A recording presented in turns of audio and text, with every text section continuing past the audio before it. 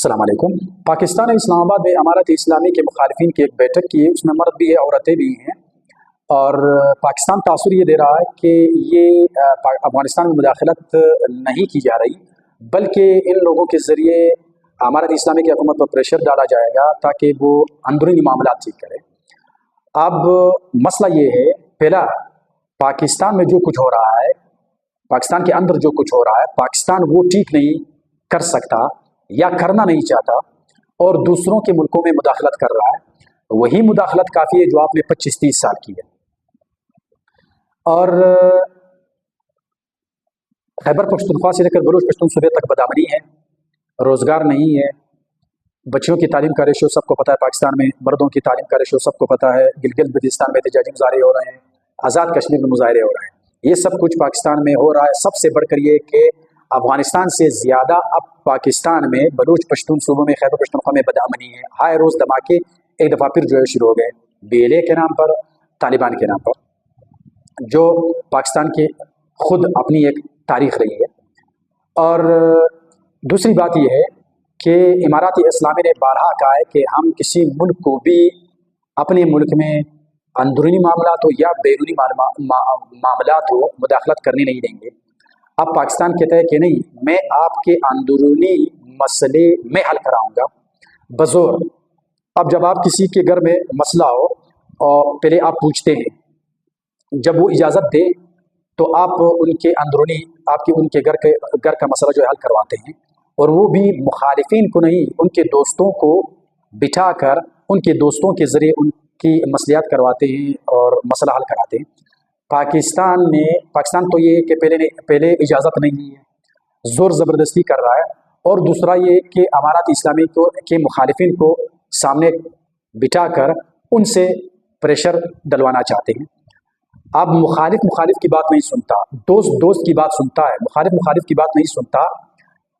जब बात नहीं सुनता तो लड़ाई होगी। इसका मतलब यही है कि लड़ाई होगी। मुखालिफ की बात कहाँ सुनता है? आम सादा लॉजिक, इसमें कौन सा रॉकेट साइंस है, हर कोई जानता है। जब आप किसी का भी जो है मसला हल कराना चाहते हो तो उसके दोस्त को ढूंढते हो तो जो है मसला हल होता है। आप उसके मुखालिफ को, इसका मतलब है कि आप लड़ाना चाहते हो कि एक दफ़ा फिर अफगानिस्तान में लड़ाई हो और इसका नुकसान पाकिस्तान को हो या ना हो। खैबर पख्तूनख्वा से लेकर बलूच पश्तून सूबे तक इसका तावान है और हम लोगों का इसमें कोई फ़ायदा नहीं है। अभी तक जो खैबर पख्तूनख्वा से लेकर बलूच पश्तून सूबे तक जो चल रहा है, ये पाकिस्तान की पॉलिसियों की वजह से चल रहा है।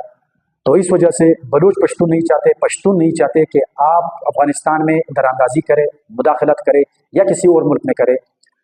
जितने भी उलमा है वो कहते हैं किसी इस्लामी मुल्क के खिलाफ आप चढ़ाई नहीं कर सकते, गैर शरई है। तो अब जो है मदरसों के मौलवियों का और जो पाकिस्तान की हुकूमत के आसपास बैठे हुए मौलवी हैं, वो फतवा दे कि आप इमारात इस्लामी के खिलाफ बंदूक नहीं उठा सकते, न कोई जंग छिड़ सकते हैं, क्योंकि वो शरीयत के खिलाफ है। ये अब जो है मौलवियों का काम है कि वो इसको रोके।